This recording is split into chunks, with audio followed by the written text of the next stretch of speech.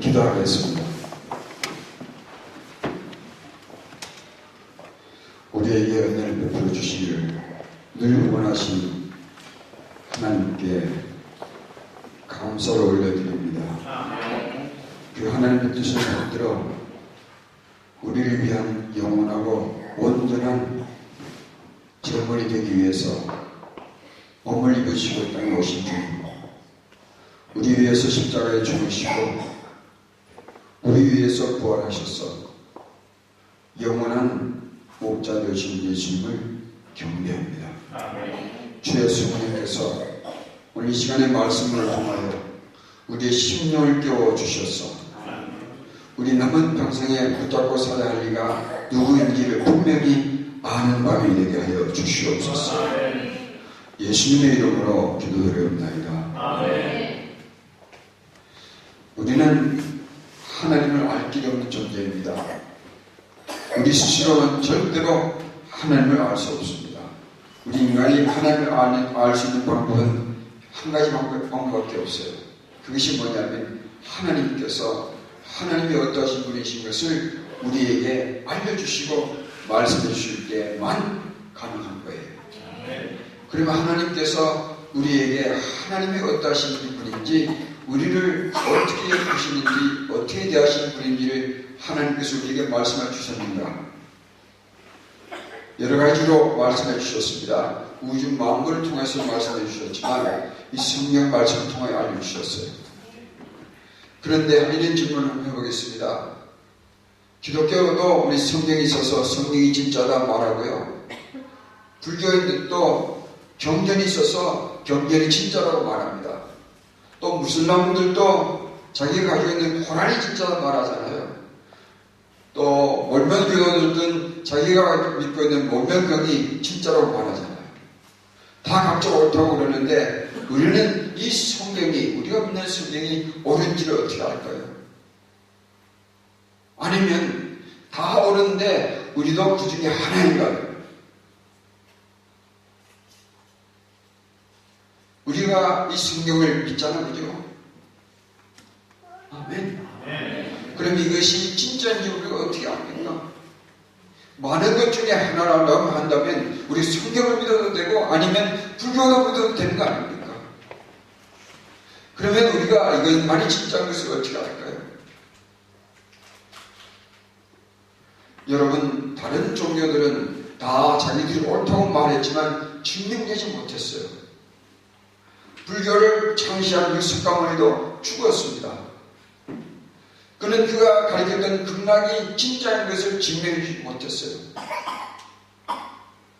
그러나 우리 성경이 믿는, 우리가 믿는 성경은 진짜인 것을 증명해 주신 분이 계세요. 그분이 누군지 아십니까? 바로 하나님의 품속에 계셨던 독생하신 하나님이신 예수 그리스도께서 이 땅에 오셔서 이 성경이 예언한 것이 다 맞는 것을 증명해 주셨고요, 성경이 예언한 대로 여러분과 저의 죄를 대신해서 죽으셨고 성경이 예언한 대로 살아나셨어요. 예수님의 탄생과 사역과 죽음과 부활을 통해서 이 성경이 진짜인 것을 우리에게 알려주셨어요. 아멘. 그럼 우리 믿으시기 바랍니다. 우리는 증명된 것을 믿는 자들이 된 것이에요. 할렐루야. 그러면 우리는 헛하는 것을 믿는 사람들이 아니라, 사람들이 만들어낸 것을 믿는 것이 아니라, 사람들이 창조해낸 신화를 믿는 것이 아니라 하나님께서 보여주신 말씀을 통해서 그것이 진짜인 것을 증명된 것을 믿는 거예요. 누가 그걸 알려주셨는가? 바로 우리가 믿는 예수 그리스도께서 알려주신 것이에요. 아멘. 예수님이 누구신가? 바로 우리가 알 수 없는 하나님을 우리에게 알려주셨고, 볼 수 없는 하나님을 우리에게 보여주셨고, 만질 수 없는 하나님의 사랑을 우리가 만질 수 있도록 해주셨고, 들을 수 없는 하나님의 음성을 들려주신 분이 예수님이에요. 아멘. 그러므로 우리가 예수님을 바로 아는 것은 대단히 중요합니다. 오늘 밤에는 다 말할 수가 없지만 본문을 통하여 예수님께서 어떻게 은혜와 진리가 충만하신 분인지 그것을 한번 나눠보도록 하겠습니다. 오늘 본문의 배경을 보면 예수님께서 성전에서 가르치실 때에 서기관들과 바리새인들이 가늠의 현장에서 한 여인을 끌고 왔습니다. 한번 상상해 보시기 바랍니다. 가늠의 현장에서 끌려오다니. 여러분 그 장면을 한번 상상해 보시기 바랍니다. 얼마나 비참한 가운데 끌려온 여인입니까? 그런데 바리새인과 서기관들은 어떤 사람들인지 압니까? 하나님의 말씀을 가르치면서 죄인들의 죄 문제를 해결해주고 생명 주는 일로 인도해야 할 사람들인데 이 여인을 끌고 왔습니다. 왜 끌고 왔는가? 본문을 보면 그들이 이렇게 말하면 고발할 조건을 얻고자 합니다. 그들이 와서 뭐라고 말했습니까? 예수여, 이 여인이 가늠의 현장에서 잡혔나이다. 이 여인을 돌로 칠까요 말까요? 물었습니다. 유대법에 의하면 가늠한 여자나 남자는 다 돌로 쳐서 죽게 되어 있습니다. 그것을 예수님께 묻는 것이죠. 그 목적이 뭐냐면 당시에는 유대 땅은 로마 식민지에 있었습니다. 그러므로 로마법을 따라야 했습니다. 로마법에 의하면 로마에서 임명한 총독 외에는 이 땅에서 사형을 집행할 수가 없습니다. 그렇기 때문에 이 대사장들이 예수님을 십자가에 못 박아달라고 빌라도에게 그렇게 간청한 거예요. 빌라도가 허락하지 않으면 이들이 아무리 예수님을 죽이고 싶어도 죽일 수가 없었습니다. 마찬가지로 여기서 예수님께서 만약에 이 여인을 보고 돌을 던지라 했으면 이 사람들은 아마 돌을 던져서 이 여인을 죽였을 거예요. 그 시체를 들고 빌라도에게 가실 것입니다. 빌라도에 가서 우리가 이 여인을 죽였습니다. 왜 죽였는가? 저 예수라는 청년이 우리도 돌 던져서 죽이려 해서 죽였습니다. 그러면 예수는 뭐가 됩니까? 로마법에 의해서 살인자가 되는 거예요. 로마법에 의하면 살인자는 혹독한 처벌을 받게 되어 있습니다. 그러므로 예수님께서 돌로 치라 하면 예수님은 살인자가 되어서 끌려갈 그런 형편입니다. 만약에 예수님께서 돌로 치지 말라 해서 그 올가매를 피하려 한다면 예수님은 하나님의 율법을 거스르는 자가 된 것입니다. 당시 법에 의하면 하나님의 법을 어기게 되면 출교감이에요. 엑스커뮤니케이션이라고 합니다. 출교를 당하면 당시에는 낙인을 찍혀서 어디 가도 물건도 못 사고요. 영안도 못 들어갑니다. 다시 말하면 유대 땅에서 발붙이고 살 수 없는 존재가 되는 거예요. 그러면 이 사람들이 왜 이 여인을 예수님께 끌고 왔을까요? 예수님이 꼴보기 싫으니까, 자기들이 원하는 메시아가 아니니까, 자기들이 가르치는 것과 다른 것을 가르치면서 자기들의 입장을 곤란하게 만드니까 이 예수를 제거해야 되겠다. 예수를 제거할 목적으로 이 여인을 끌고 온 거예요. 다시 말하면 인간을 도구로 삼는 거예요. 이것이 얼마나 무서운 일인지 아십니까? 인간이 인간을 도구로 삼는다는 것은 인간의 존엄성을 부셔버리는 것이죠. 외면하는 것이에요. 이것처럼 무서운 것이 없습니다. 여러분 북한 땅이 왜 저렇게 되어버리는지 아십니까? 인간이 인간을 도구로 삼기 때문에. 오늘 남한에도 왜 무서운 사건이 일어나는지 아십니까? 바로 인간이 인간을 도구로 삼기 때문에 그래요. 인간이 인간을 보지 않고 도구로 삼는 그 순간부터 무서운 일이 납니다. 인간이 인간을 다스리기 시작하고요. 오늘 막 컴퓨터 게임 보면 컴퓨터 게임에서 사람들 무자고에 죽이잖아요. 그런 사실이 현실로 일어나는 거예요. 왜 그런가? 사람으로 하지 않는 거예요.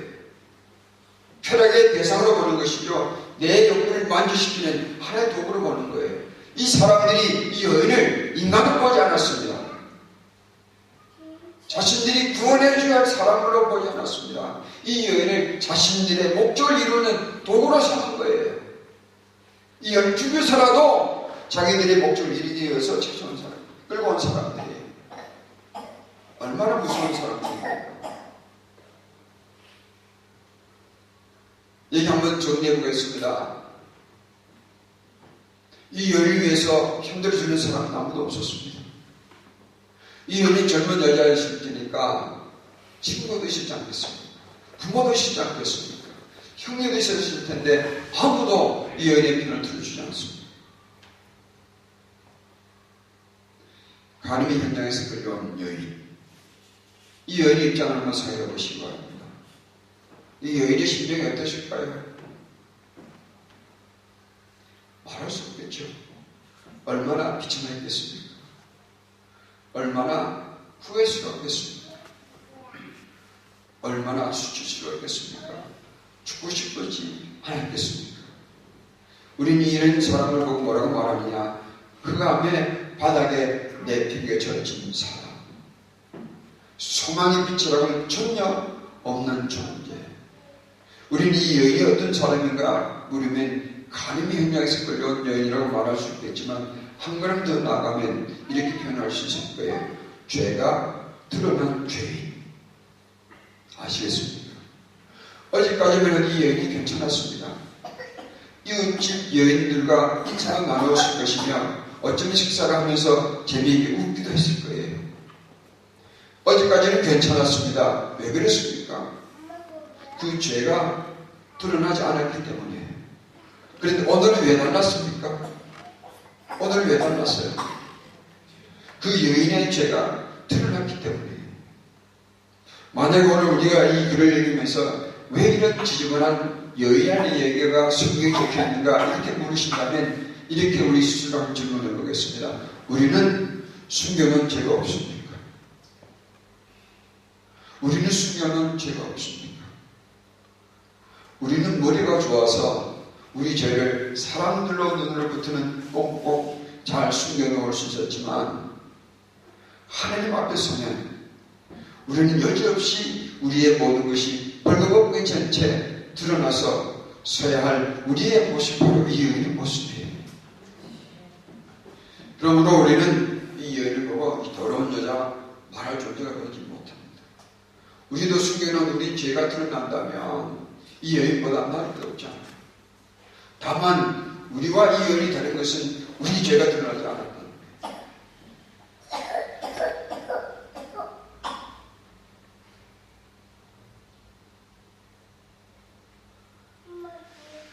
6절 보겠습니다.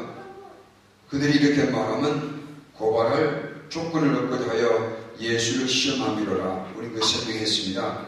이들의 요구를 듣고 예수님께서 어떻게 하셨습니까? 몸을 굽히사 손가락으로 땅에 쓰셨습니다.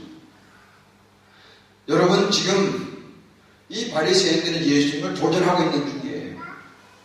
복싱 경기 시합 때는 여러분 아시지 않습니까? 그 레퍼리가 엄파이어가 두 선수를 소개할 때 선수들 어떻게 합니까? 서로 기싸움에 지지 않으려고 눈을 붉도 쳐다보지 않습니다. 그 기싸움에 지면 승부에 큰 지장을 받는 것입니다. 그런데 예수님께서 이때 도전을 받고 어떻게 했습니까? 그냥 눈을 내리까는 정도가 아니라 몸을 굽혔어요. 땅을 머리 끄적일 수가 없었어요. 이것은 패자의 모습이에요. 과연 예수님께서는 땅에 무엇을 쓰고 계셨을까? 어떤 주석가는 이 설명하는데 긴 공간을 할애했더라고요. 그리고 아주 멋진 제안을 했습니다. 예수님께서는 몸을 굽히셔서 예수님을 다구치는 이 사람들의 이름과 그들의 무서운 죄악을 적고 계셨을 것이다. 저는 그렇게 보지 않습니다. 왜냐하면 7절을 보면 그들이 묻기를 마지 않았는지라. 이 말씀은 계속 물었다는 얘기예요. 자기의 이름과 자기의 죄악을 적고 있다면 어떻게 계속 물을 수 있겠습니까? 그건 아닌 것 같아요. 이 장면을 보면 꼭 기억나는 장면이 있습니다. 여러분 Passion of Christ 보셨죠? 그 장면에서 멜 깁슨은 이 장면을 어떻게 묘사하는지 혹시 기억나시는 분 계세요? 목사님 기억나세요?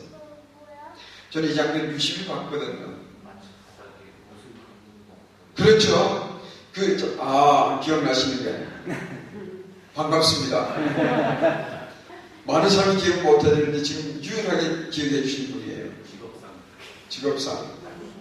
그랬어요? 그 장면이 됐더라고요. 예수님께서 땅에 몸을 굽히실 때 예수님의 손이 풀어졌다잖아요. 그죠? 온 화물 가득 채워요. 그 다음에 슬로우 모션으로 나옵니다. 다른 걸 쓰지 않아서 손 하나 긋고 계셨어요. 근데 슬로우 모션에서 배경음악이 무겁게 들리는 것 같아요. 근데 슬로우 모션이니까 포장된 땅이 아니니까 맨 땅이가 나요.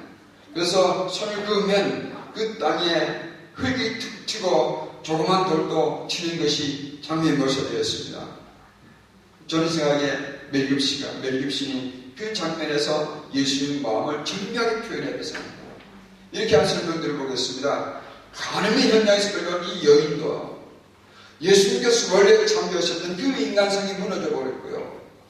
이 여인을 이용해서 자기들 악한 목적을 이루기 위해서 여인을 죽이기까지 해서 목적을 이루고 끌고 오는 이 사람들의 그 삶의 마음도 추해서 무너져 버렸고요. 이것을 구경하고 있는 둘러서 있는 군중들을 보니까 그 인간성이 다 무너져 버렸어요.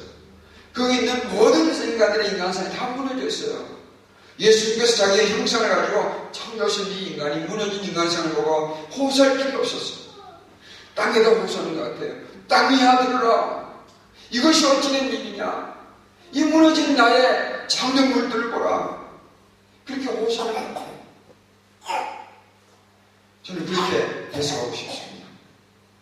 그리고 예수님께서 몸을 부풀고 있을 때에 여인을 끌고 온 사람들이 이제는 자기 목적을 완성한 것 같아요. 이제 예수님과 자신을 오래 패배자의 자세거든요. 어쩌면 자기들끼리 사악한 눈빛을 주고받으면서 어쩌면 이런 눈빛을 주고받았을 거예요. 이런 마음으로 끝났어요. He is done today. We got him today. 이런 마음으로 끝났다. 이런 엄지손가락을 올리면서 예수를 보고 젊은 선생이여 대답해 보시오. 돌 던질까 말까 대답해 보시오. 이런 장면이었습니다. 그때 이들의 요구를 들으시고 예수님께서 일어나서 하신 말씀이 있습니다. 7절입니다. 너희 중에 죄 없는 자가 먼저 돌로 치라. 이것은 무슨 뜻일까요? 너희 중에 죄 없는 자가 먼저 돌로 치라. 이것은 무슨 뜻일까요? 야, 너희들은 죄 없냐? 너희 중에 죄 없는 사람 누가 있냐? 나와봐라. 그런 뜻일까? 아니면 야, 너희 중에 죄 없는 저기서 나와라. 죄 있는 사람들은 일로 서라. 너희들은 돌 던질 자격 없으니까 하거라. 너희들은 돌 던지라. 그런 의미일까요? 물론 그런 뜻도 포함되어 있겠지만 그 뜻은 군중들에게 도매금으로 던지시는 말씀이에요. 그런 예수님 말씀을 잘 풀어보면 그런 뜻이 아니에요. 한번 살펴보겠습니다. 우리나라 말은 형용사, 부사가 화려합니다. 그래서 다른 언어로 번역할 길이 없는 단어들이 참 많아요. 저는 생각에 한국 사람들은 노벨 문화상을 절대 못 받을 것이다 생각합니다. 왜 그런가? 번역할 길이 없는 단어가 너무 많아요. 반면에 한국말은 명사가 굉장히 약해요. 그래서 과학적인 것을 설명하기는 좀 부족한 그런 언어가 한국말이에요. 예를 한번 들어보겠습니다. 문은 그러면요, 한국말은 창문 또 대문, 우리가 여닫이 문 다 포함하고 있습니다. 물론 구분 지으면 구분 지을 수 있겠지만 우리가 보통 그렇게 구분 짓지 않잖아요. 영어를 보면 독일은 어떤지 모르겠는데 윈도우가 다르고요, 도어가 다르고 게이트가 다 다르잖아요. 마찬가지로 우리 한국말 단어는 단수와 복수의 구분이 또 약해요. 여기에 사람 많네. 이 저녁에 목사님 사람들 많이 왔어요. 그럴 때 사람 들이려 해야 복수가 되지 않습니까? 우리는 글자 빼볼 때가 참 많잖아요. 복수와 단수가 구분이 참 약할 때가 많아요. 본문도 그렇습니다. 너희 중에 죄 없는 자라고 말할 때에 복수도 될 수 있고 한국말로는 단수도 될 수 있잖아요. 우리 형제 몇 학년이에요? 고등학교 몇 학년이에요? 1학년이에요? 한국말 다 알아들으세요? 와, 대단하네요. 정말 대단하네요. 여기에서 몇 년 사셨어요? 2년. 그러니까 한국말 좋게 잃어버리지 마세요. 여기서 고맙습니다. 너희 중에 죄 없는 자라고 말할 때 한국말은 이거 복수도 될 수 있고 단수도 될 수 있잖아요. 그죠?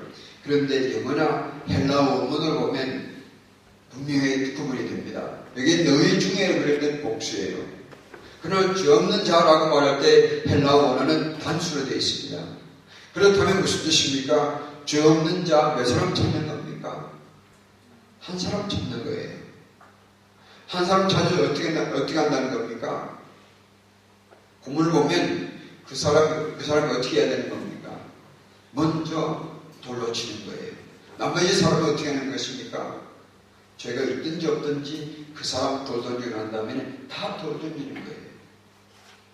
다시 정리하면 예수님께서 하신 말씀이 이런 뜻이에요. 야, 너희는 죄 없냐? 죄 없는 사람 돌 던져봐. 이런 의미가 아니고 예수님께서 하신 말씀이 이런 의미예요. 그렇지, 이 여자는 돌 맞아 죽어야 할 죄를 지었으니 돌 맞아야지. 그러나 오늘 나는 순서를 정한다. 그 순서가 이것이다. 너희 중에 죄 없는 사람 한 사람 찾아내라. 너희 중에 죄 없는 사람 한 사람 찾아내라. 그리고 그 한 사람 먼저 돌 던지게 하라. 그런 다음에 너희가 다 돌 던지는 것이다. 그런 의미예요. 문법상으로 보면. 어쩌면 예수님께서 그 말씀을 마치신 다음에 예수님을 가장 모질게 몰아치는 사람들 쳐다보시면서 이런 의미로 쳐다보실 거예요. 너가 그 한 사람이겠느냐? Are you going to be the one? 내가 먼저 돌 던질 그 한 사람이겠느냐? 대답하라.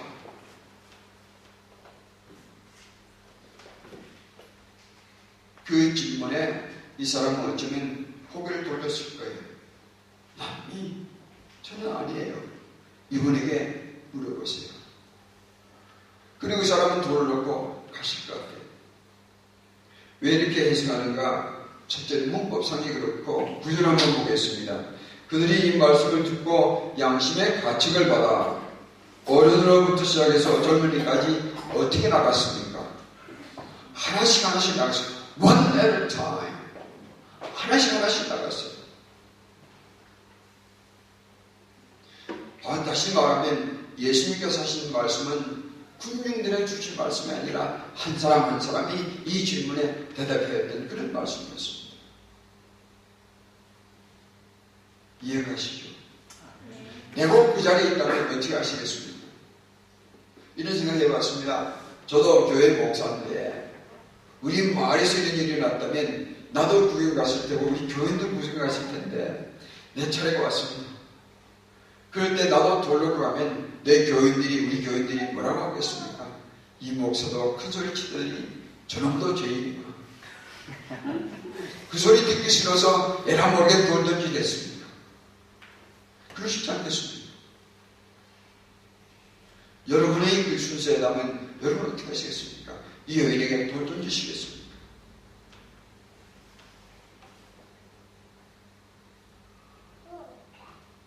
이것이 우리에게 주시는 질문이에요. 우리 자신을 돌아보게 하는 참 깊고 날카로운 빛이 같은 질문이었습니다.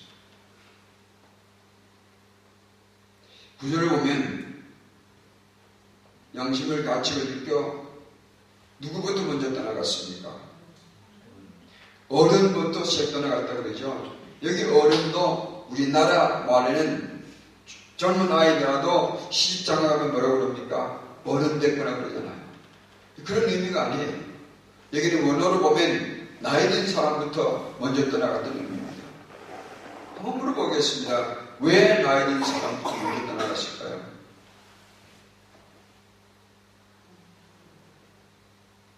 왜 나이 든 사람부터 먼저 떠나갔을까요? 답은 간단합니다. 나이 든 놈이 죄 많은 놈이에요. 왜 그런지 아십니까? 우리도 다 나이들이 가지 않습니까? 나이들이 가면서 아는 것은 뭐냐면 우리가 쌓는 것은 죄를 쌓는 거예요. 비극적인 사실이 뭐냐면 우리가 아무리 선행을 많이 해도 우리가 행하는 선행이 우리의 죄를 지울 수 없다는 거예요. 그러므로 우리는 오래 살수록 죄를 많이 쌓는 사람들이에요. 예가 없습니다. 그래서 젊은 사람들 보고 당신은 죄인입니다 그러면 내가 살인을 했습니까?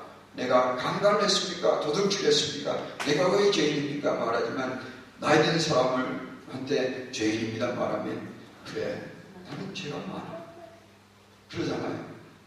왜 그런가 하면 나이 들수록 우리가 쌓는 것은 죄. 우리가 쌓는 죄는 어릴 때부터 죄를 쌓습니다. 이게 예외가 없어요. 그래서 나이 든 사람부터 먼저 떠나가는 거예요. 슬픈 사실이 뭐냐면 나이 든 사람만 떠나간 것이 아니라 젊은이 끝까지 다 떠나갔습니다. 다시 말하면 예수님 앞에서 나는 죄 없어라고 말할 수 있는 사람이 한 사람도 없다는 거예요. 우리 중에서 그런 사람이 없다는 얘기죠. 우리가 모두 다 예수님 앞에 서면 죄인을 변하는 것을 많이 주고 있습니다.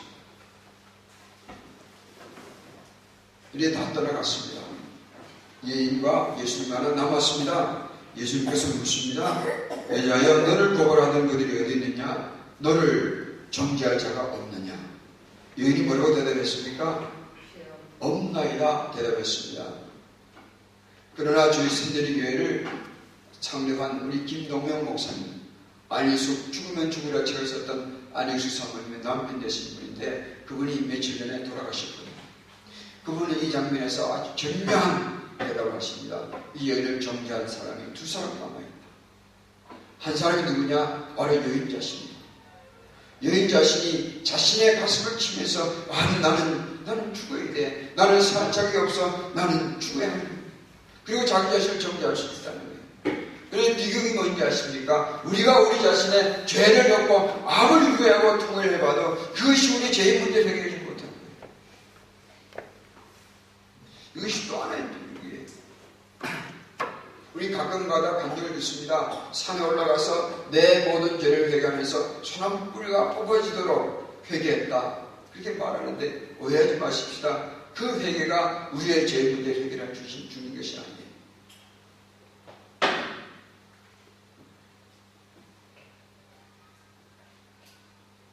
이것이 비극이에요.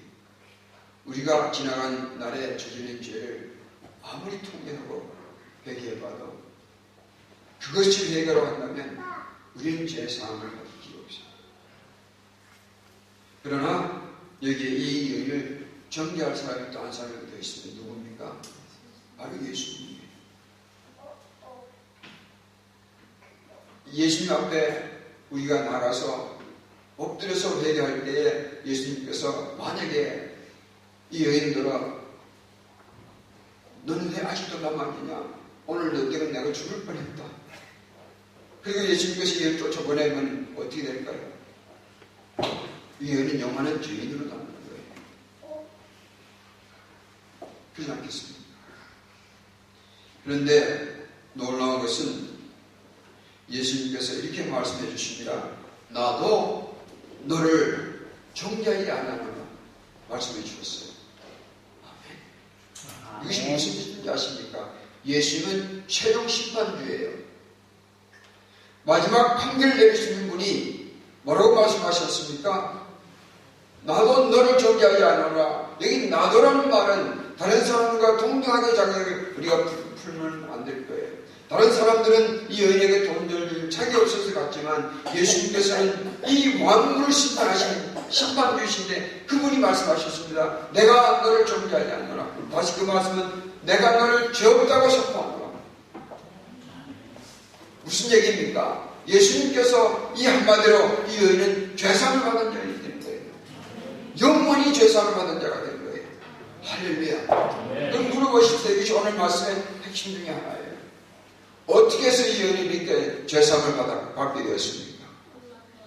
질문 좀 바꿔보겠습니다. 오늘 이 장면에서 다 떠나갔거든요. 오늘 이 장면에서 은혜 받은 사람이 몇 사람입니까? 한 사람이죠. 왜 한 사람입니까? 그 한 사람이 누구죠? 이 여인. 그럼 물어보겠습니다. 어떻게 해서 이 여인만이 은혜를 받았습니까? 네? 죄사함을 받았습니까? 그렇죠? 어떻게 이 여인만이 그러면 죄사함을 받았을까요? 어떻게 해서 이 여인만이 죄사함을 받았습니까? 죄가 드러났기 때문에. 그럼 질문해 보겠습니다. 다른 사람들도 다 자기 죄가 있는 것을 10년은 이 여인 끌고 온 사람조차도 돌을 놓고 갔잖아요. 사람들 앞에서 나도 죄인이요. 그러고 말한 것과 똑같아요. 동일한 것이 아닌 거죠.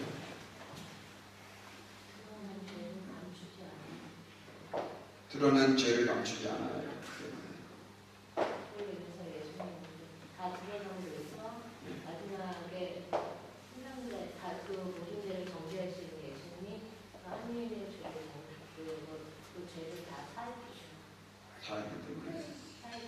한 걸음 더 나가고 싶다면 대답해서 고맙습니다.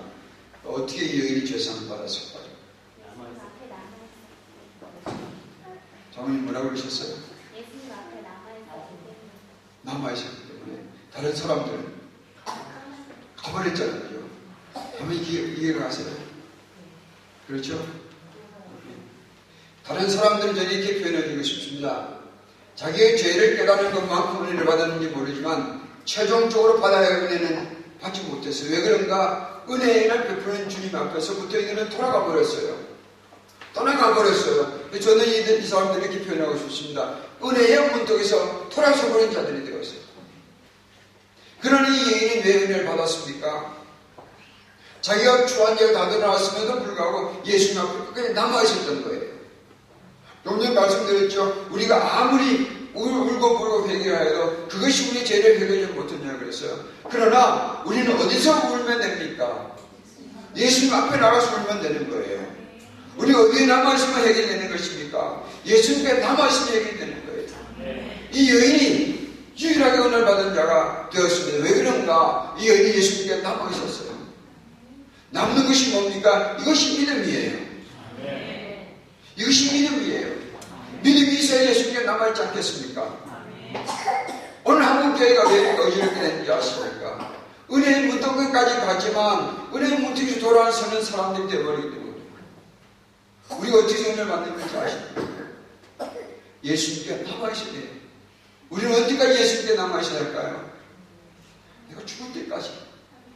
12회 혈병이 걸린 여인이 어떻게 하든지 예수님의 옷자락 만들어 붙잡고 매달리면 내가 해결을 구원을 받을 것이다. 그리고 군중해지고 따라다녔잖아요. 마찬가지로 우리가 살 길은 한 길이에요. 우리가 아무리 무서운 죄를 저질렀더라도 우리 죄가 드러났을지라도 온갖 사람들이 다 손가락 할지라도 사탄이 우리를 끌어내려 할지라도 우리가 갈 곳은 한 군데예요. 예수님 앞에 남는 거예요. 내 모습 그대로 나의 추한 모습 그대로 예수님께 남아 엎드려 있으면 주님께서 이 여인에게 베푸시는 은혜를 우리에게 베푸시는 거예요. 그러면 우리 회개는 어디서 하는 것입니까? 예수님 앞에 엎드려서 하는 거예요. 십자가의 보혈 앞에서 엎드려서 남는 거예요. 이것이 은혜 받는 길이에요. 여기서 예수님께서 이 여인을 보고 가서 다시는 죄를 범하지 말라 하셨는데 이것은 어떤 뜻일까요? 너는 이번은 내가 용서해 줬지만 가서 다시는 죄를 범해서 내가 그들 국물도 없다. 그런 표현일까요? 이것은 이런 의미가 되는 거예요. 예수님께서 내가 너를 존재하지 않아. 무슨 뭘 뜻한다고 했습니까? 이 여인은 이제 죄상을 받은 거예요. 죄상을 받았다는 것은 뭘 의미합니까? 이 여인의 인생에 지나간 추한 것들은 다 맑게 치워주신 거예요. 그러면 이제는 이 여인은 새 생명을 시작할 수 있게 되는 거예요. 주님께서 하신 말씀이 이런 얘기입니다. 내가 너의 지난 날을 다 씻어주었으니 이제 너와 내가 다시 시작하자. 다시 시작하자. 여러분 주님께서는 우리에게 몇 번이나 다시 시작할 수 있는 은혜를 주실까요? 베드로가 말했잖아요. 한 사람이 내게 7번 죄를 지을 때 7번 용서해주면 되겠습니까? 여러분 아시잖아요. 유대인의 관습으로는 한 사람이 같은 죄를 하루에 저지르고 3번 용서를 구하면 3번까지는 용서해주라. 베드로는 어떻게 했습니까? 7번은 3번에다 한 법을 더해서 6번에다가 한 번 더 더해서 7번을 말했습니다. 어쩌면 베드로는 그 말할 때에 예수님께서 칭찬해 주시면서 기대했는지 몰라요. 야 베드로야 너 마음이 넓구나. 그런데 예수님께 뚝박이 대답하셨습니다. 야 이 멍청한 베드로야. 이건 제가 넣는 주석이에요. 성경에 없는 얘기예요. 그게 아니다 이놈아. 이런 것이라도 7번씩 용서해줘. 여러분 우리 계산기로 70번까지 치료하면 몇 번 나옵니까? 490번 나오는 거예요. 그런데 예수님 계산기를 빌려서 70법까지 지나면 뭐가 나올까요? 형제 이름은 뭐예요? 이름이 윤, 성, 호. 이름은 무엇입니까? 성호 형제. 예수님 계산기로 70법까지 지나면 뭐가 나올까요? 잘 모르겠습니다. 예수님 계산기로 우리 계산기 치면 480분 나와요. 예수님 계산기를 치면 예수님 계산 희한하게 하시는 분이에요. 무한대가 나와요. 아멘. 한없이 우리에게 다시 시작할 수 있는 기회를 주신 분이 예수님. 아멘. 이 좋은 예수 믿고 우리가 추한 죄를 저질렀을지라도 우리가 포기하지 말고 돌아갈 곳이 있습니다. 누구입니까? 예수님 뿐만이에요. 예수님께 나아가서 우리 있는 모습대로 나아가면 우리의 추한 것을 지워주시고 아들아 다시 시작하자. 이 주님께서 베푸신 은혜예요. 어느 미국 선교사가 집안에 거위를 키웠습니다. 그리고 그 거위를 돌문으로 한 모습, 옛날에 모습이 많았잖아요. 조선시대 때니까. 이선생이라고 불렀습니다. 그런데 하루는 그 중에 거위 중에 한 마리가 아주 못됐어요. 이 사람만 지나가면 쫓아다니면서 떼개거리고 물려버리는 거예요. 한 번은 너무너무 화가 나니까 돌을 가지고 위험한다고 던지는 것이 이 거위의 돌을 맞아 죽어버렸습니다. 그러니까 이 성교사님 아끼는 거위니까 얼른 산에 가서 묻어버렸습니다. 그런데 그날 저녁부터 그 집에서 밥하는 여자 모습이 이 친구를 써먹기 시작합니다. 야, 너 가서 물 떠와. 그랬더니 이 모습이 말합니다. 야, 이것아, 이것은 네가 할 일 아니냐. 그랬더니 이 여자아이가 말합니다. 거위. 봤다는 얘기죠. 그러니까 이 모습이 꼼짝 말고 가서 물을 떠옵니다. 또 뭘 시키면 이 꼼짝 맞도록 이건 너가 할 일 아니야. 그러면 거위. 이 걸려버린 거예요. 근데 이렇게 며칠 지나다 보니까 너무너무 괴롭습니다. 이거 아무것도 아닌 이 여자에게 종이 되어버렸습니다. 하루는 이렇게 모셔야겠다고 성교사 방문을 두드리고 성교사님께 나가서 고백했습니다. 내가 거위를 죽였습니다. 그랬더니 성교사님이 하신 말씀에 나도 봤어. 다 봤다는 얘기죠. 그런데 이 선생은 내게 찾아와서 말했으니 착한 사람이요. 그리고 그 성교사님이 그 모습을 미국 유학까지 보내서 목사가 되게 해주셨어요. 여러분 뭔 말하는지 아십니까? 주님께서는 여러분과 제가 저지른 죄악을 다 알고 계세요. 그럼 무엇이 기다리는지 아십니까? 이 여인처럼 주님께 남아 엎드리는 그때를 기다리고 계십니다. 그런데 놀라운 것은 뭐냐면 아무리 추한 죄인이라도 예수님께 남아 엎드리면 예외 없이 용서해 주시고요. 그걸 다시 시작하는 일 베푸신 것이 이분이 예수님이에요. 여기 보면 예수님께서 내가 너를 존재하지 아니하노라 하셨을 때에 여인이 어떻게 반응했는지는 성경이 침묵하고 있습니다. 몇 가지 가능성이 있을 거예요. 사람들이 다 가는 것을 보고 이래저래 살펴보다가 이게 웬일이냐, 죽을 뻔했는데 이제 살아남았네. 그리고 얼른 도망갈 수 있었잖아요. 그럴 수도 있었고 예수님께서 내가 너를 존재하지 않노라 이 말씀에 이 여인이 그 은혜에 놓아서 예수님께 감사하고 감사하며 또 다시는 죄지지 않겠다고 회개합니다. 진짜 회개해요. 그 삶을 돌이킬 수 있잖아요. 그런데 이 성경은 이 여인이 어떻게 반응했는지를 답이 없습니다. 그러나 이 성경의 침묵은 저는 침묵이 아니라서 합니다. 만약 여러분 중에 저에게 목사님이 이 여인이 어떻게 했을까요? 물으신다면 저는 이렇게 되묻고 싶습니다. 당신이 이 여인이라면 어떻게 하시겠습니까? 성경의 침묵은 우리에게 되묻는 질문이에요. 이 예수님의 이 말씀을 맺더니 어둠에 행겨쳐진 이 여인에게 소망이 일어났습니다.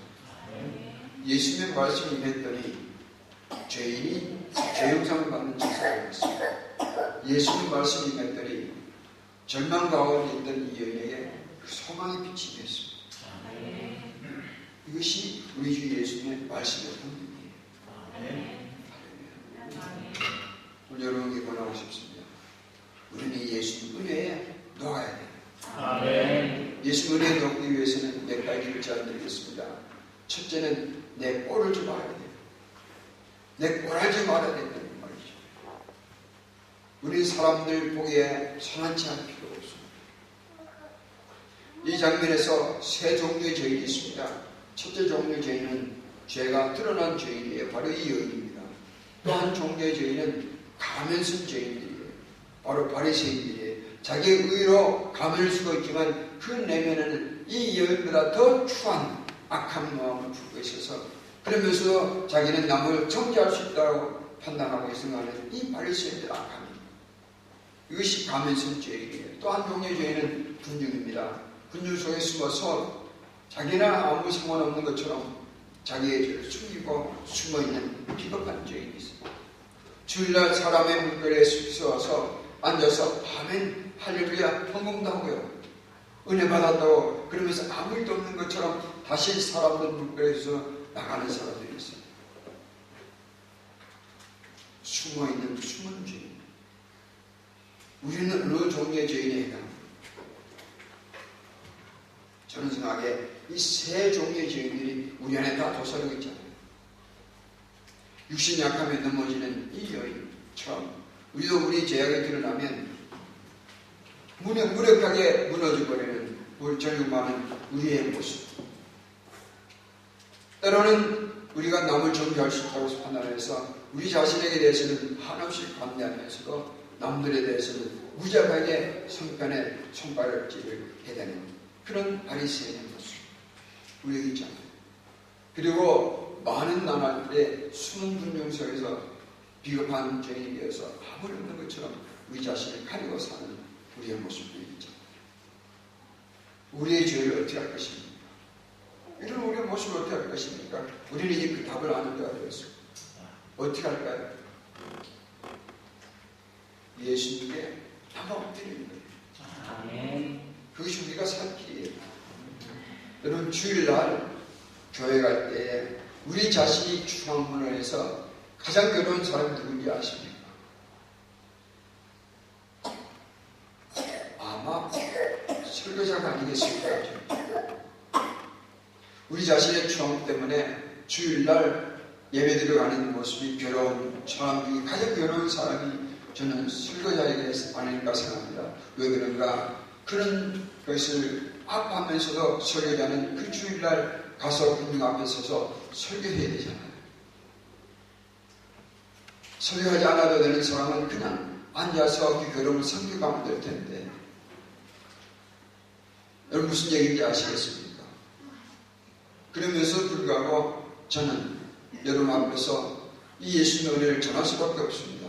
왜 그런가? 우리가 죄의 것을 떠나면 떠날수록 우리는 더 예수님께 나아가는 거예요. 주일날 아침에 교회 가려고 양복을 다 입을 때 부인이 말할 수 있을 것입니다. 아내에게 모양을 대어놓고 당신은 또 넥타이 매고 교회 가서 천사처럼 미소를 짓겠지.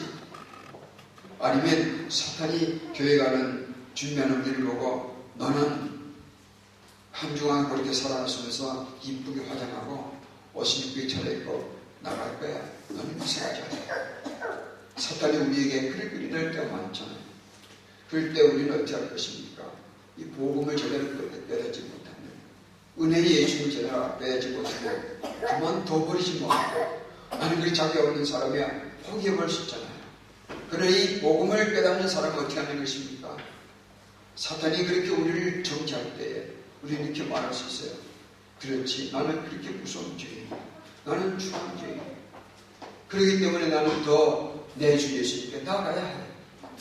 우리 더 열심으로 주님께 나아갈 것입니다. 그런데 내가 여러분과 저에게 있기를 소망합니다. 그래서 우리는 우리의 삶을 볼 때마다 더 예수님께 나아가고 예수님께 매달려 사십시오. 언제까지요? 우리의 생명을 다하는 날까지 오직 예수님 두고 사십시오.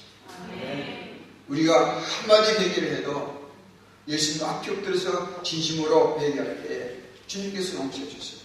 그게 진짜 회개예요. 예수님 밖에서 하는 그 통회와 자복은 아무리 큰 소리와 아무리 깊게 해도 소용이 없습니다. 우리 회개는 어디서 하는 것입니까? 오직 예수님 앞에 나가 엎드려 하는 거예요. 그러면 예수님께서는 예외 없이 은혜 베푸시는 분이 우리 주 예수님.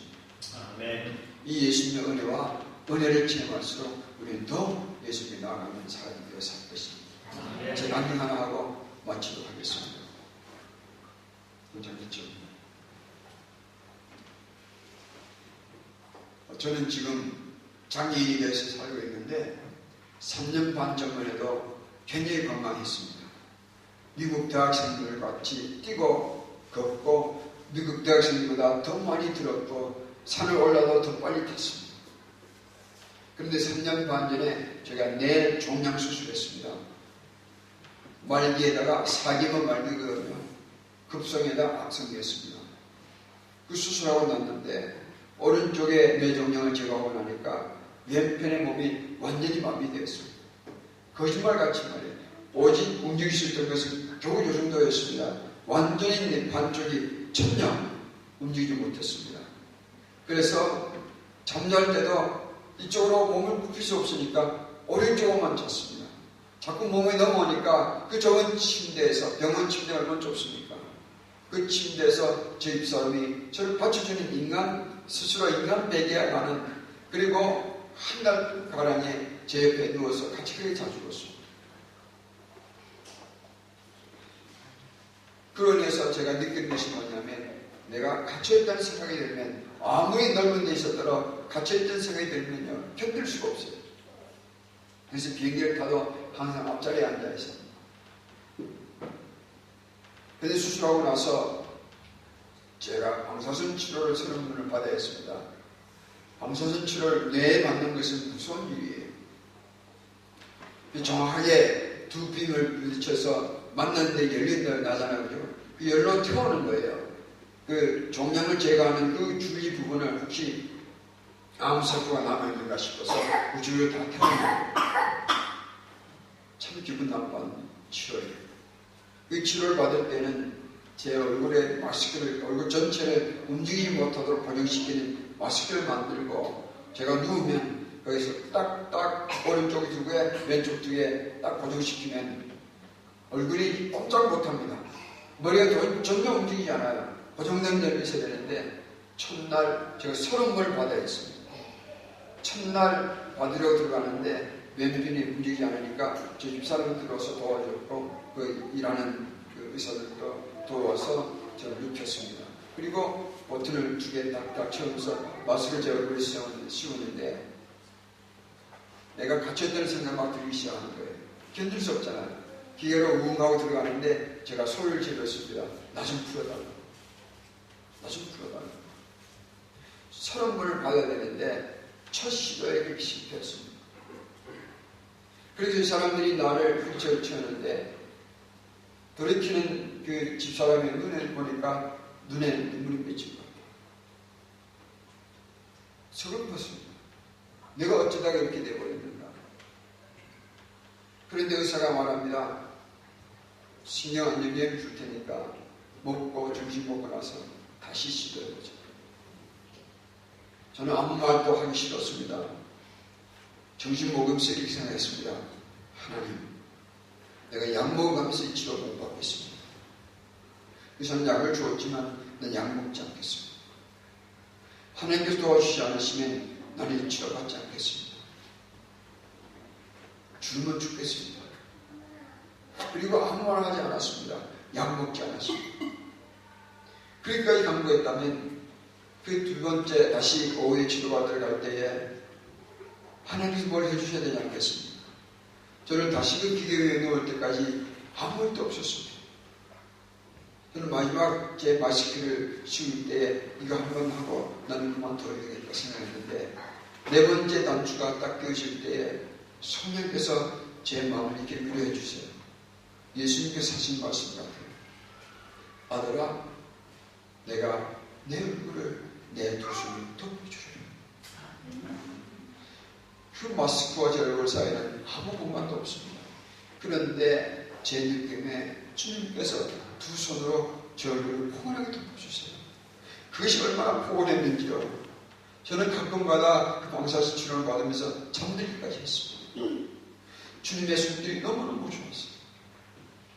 어떨 때는 깨어있으면 노래를 불렀습니다. 오늘 불렀던 노래, 주님 다시 오실 때까지 나는 이 길을 가리라. 조금은 조금은 길, 나의 십자가 지고 나의 가는 이 길 끝에서 나는 주님을 보리라.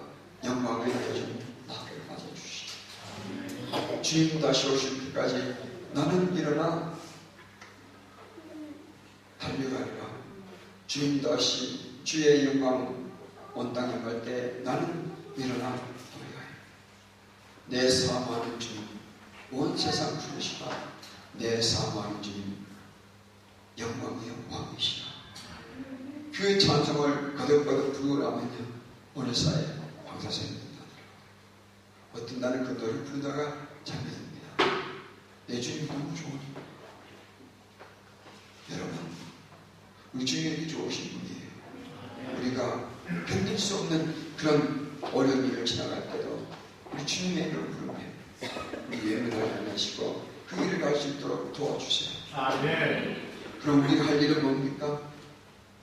잘나나 못나나 우리 누구 붙들고 살 걸까요? 예수 붙들고 사는 거예요. 우리의 주한 제약들이 우리를 괴롭힐 때 어떻게 하면 됩니까? 예수님께 나아가는 거예요. 그분만이 우리의 참 소망이요, 우리의 참 길이에요. 그런 은혜가 이 밤에 청년 여러분들에게 주님 앞에 서는 날까지 늘 하시길 축원합니다. 아멘. 그래서 우리는 뭘로 삽니까? 은혜로 사는 거예요. 누구의 은혜입니까? 예수님의 은혜. 우리 기도하겠습니다.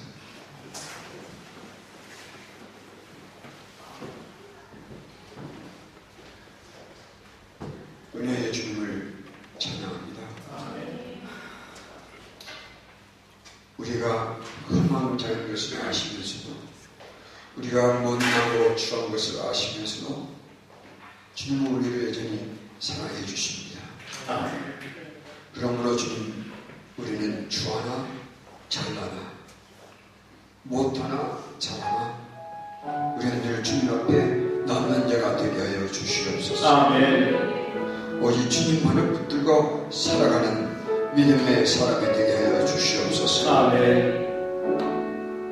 예수님의 은혜에 녹아 사는 우리들이 되어서 우리를 녹이신 주님의 은혜를 또 다른 사람들에게 전하는 우리들이 되게 하여 주옵소서. 아멘. 우리의 추한 모습을 알고 은혜와 진리가 충만하신 예수님을 알고 예수님 앞에 나가 엎드려 사는 우리들이 되게 하여 주옵소서. 아멘. 예수님의 이름으로 기도드리옵나이다. 아멘.